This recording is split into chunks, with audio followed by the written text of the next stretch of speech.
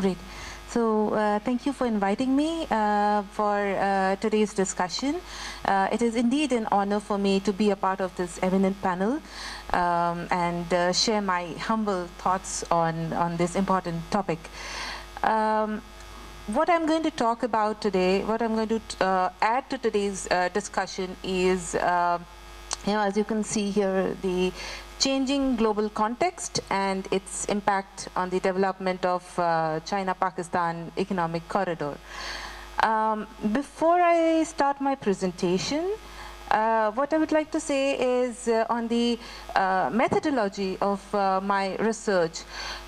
So I have been particularly looking at the Chinese language resources, that is the discourse in Chinese language media, the discussions in Chinese internet, the writings by Chinese academics and policy people, scholars, to understand the Chinese strategic thinking towards Pakistan as well as CPEC.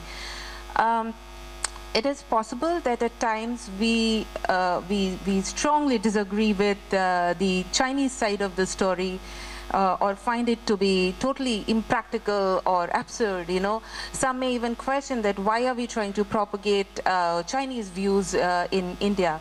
However, I think that it is really important to understand how China perceives things, how it thinks, how it strategizes on various issues.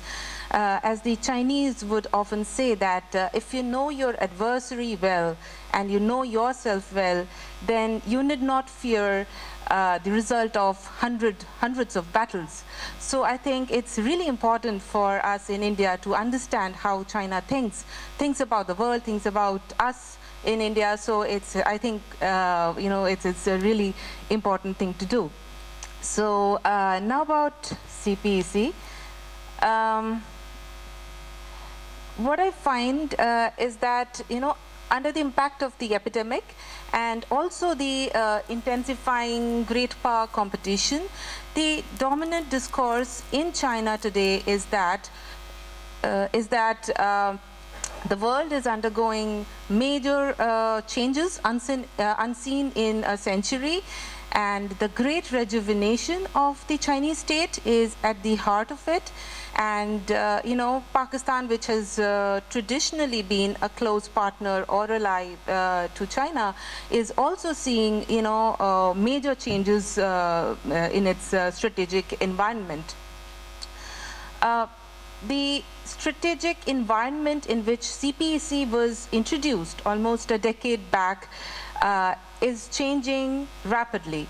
And the new strategic environment facing China as well as Pakistan, particularly Pakistan, its various strategic dilemmas, its declining strength and position in the new strategic environment are among the key factors that is affecting the construction of CPEC as it seeks to enter the next phase of development, that is which is mostly in the space of enrichment and expansion, with particular focus on industrial park construction, agriculture, people's livelihood projects, and so on and so forth.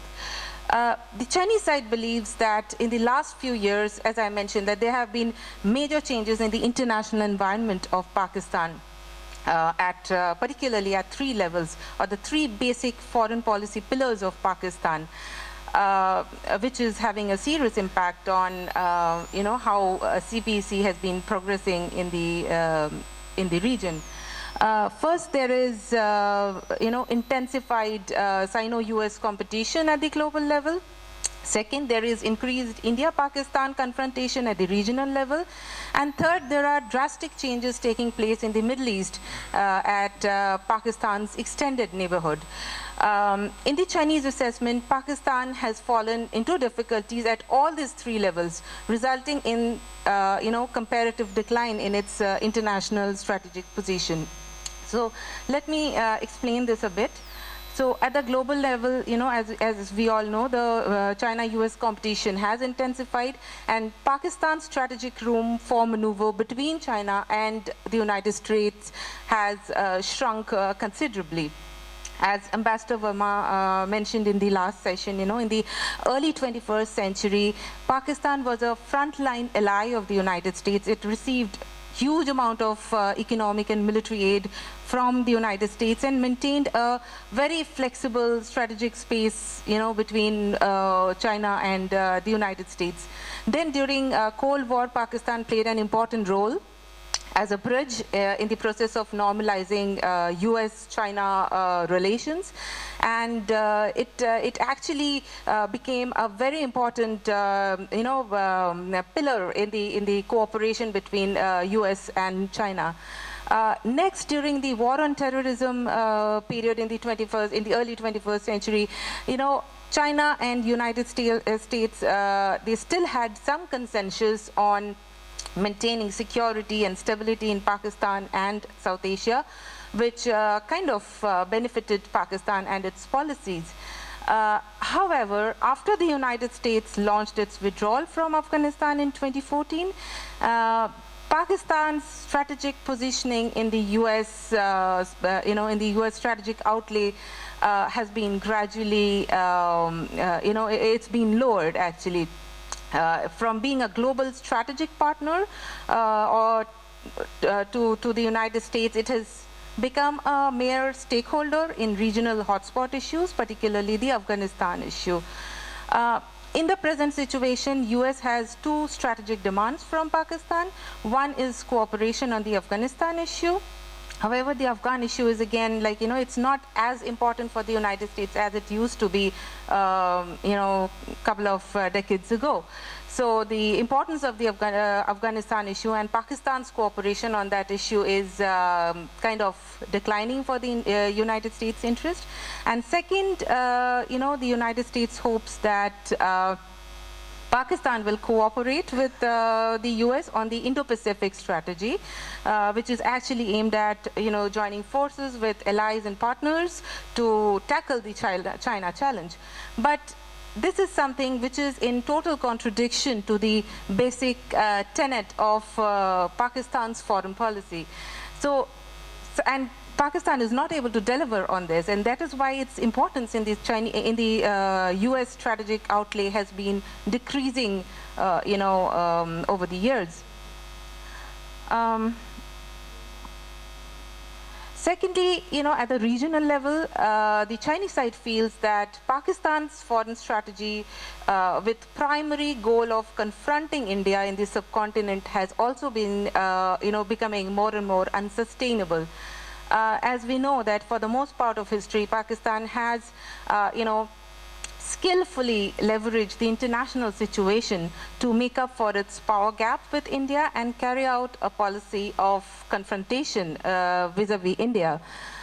During the Cold War days, South Asia actually saw a pattern where US, China, Pakistan all were on the same side, and India and the Soviet Union were on the other side.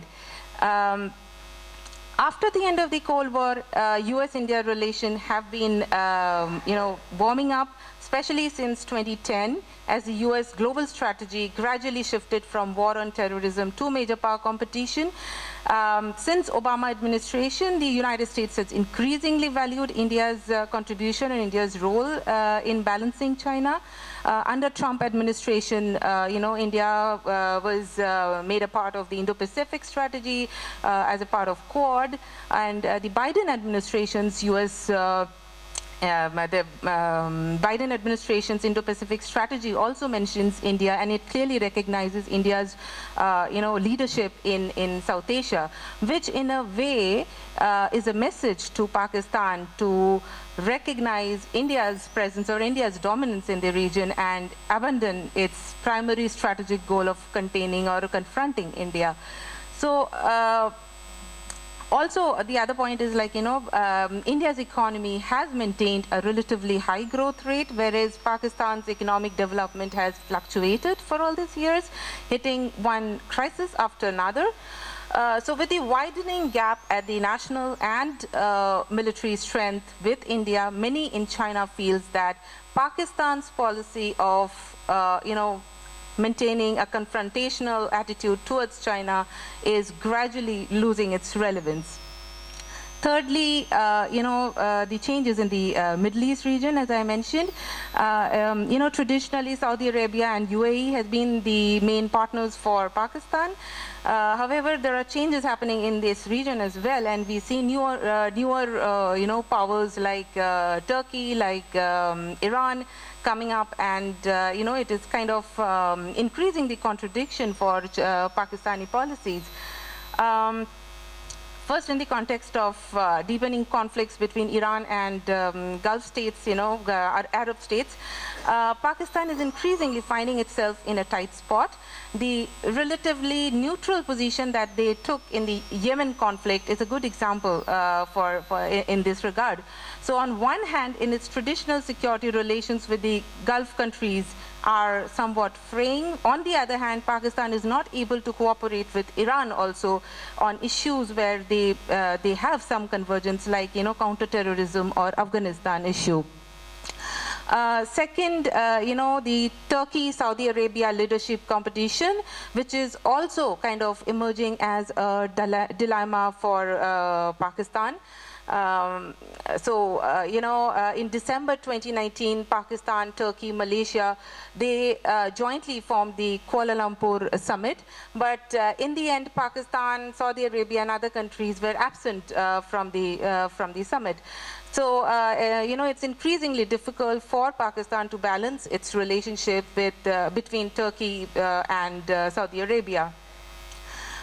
Thirdly, India's participation in the Middle East, which is also complicating things for Pakistan. For example, I think India has made good progress with its relation with Saudi Arabia as well as UAE, which is kind of squeezing Pakistan's space of operation in these regions.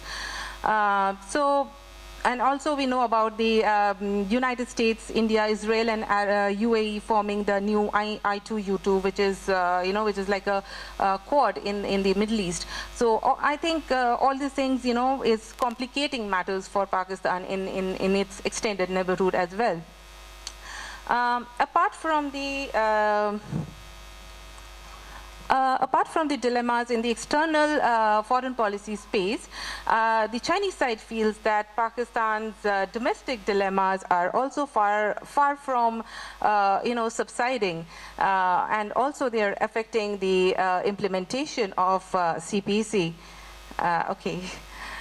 First, the domestic political instability poses a huge threat to China-Pakistan economic corridor, as our other presenters also mentioned that there is a lot of political infighting, sectarianism, there is jostling for power between the military and the civilian government, and all these things have been, kind of jeopardizing the CPEC in Pakistan. Secondly, there are differences between provincial governments in Pakistan and also the central government. Like there is a lot of controversy about where the CPEC what would be the route that CPEC should be taking. The western part of Pakistan is more interested in having the route going through, those regions like Punjab and those regions, whereas the eastern part of Pakistan has been interested in having the routes going through Punjab and Lahore and all these places. Whereas the western part of Pakistan, like Balochistan and all these regions, they feel neglected or being exploited in this process. So this also causes a lot of controversy and jeopardizes the CPEC. Secondly, there is the rising security threat. We also talked about the BLA, or the Baloch Liberation Army, and its and its attack on Chinese citizens. That is another issue. And thirdly, the economic situation in Pakistan, which also I think our previous speakers have talked about. So these are the issues, the internal issues that are impacting CPEC. And my third slide is about the response that Pakistan has been taking in this regard. And there are some changes, there are some adjustments that Pakistan is making, like focusing more on economic development, like taking a whole of government approach and reducing the differences between military and government. Thirdly, it is also making certain foreign policy changes, like resetting its ties with the United States. And secondly, carrying out behind the scene diplomacy with India, as a result of which we are seeing the ceasefire. Since I'm running out of time, I'll just quickly go to my last slide. So there is a clear message from Pakistan to from China to Pakistan. One is that CPEC is not an economic aid project. Many Chinese feels that Pakistan expects too much from China and it is too reliant on China. They regard the CPEC as a solution to Pakistan's every problem and expect the Chinese government to keep funding them, keep investing a lot of money for keeping Pakistan afloat. The Chinese view is that that is not going to happen. So they will have to, attract investment. They will have to, work for their progress, and China can only help aid, their progress, but they cannot solve their problems, and they cannot, change the. My second message is actually that. CPEC can play an external supporting role, but it cannot solve the internal fundamental challenges that is plaguing Pakistan. So I'll stop at that, and thank you very much for your time and attention.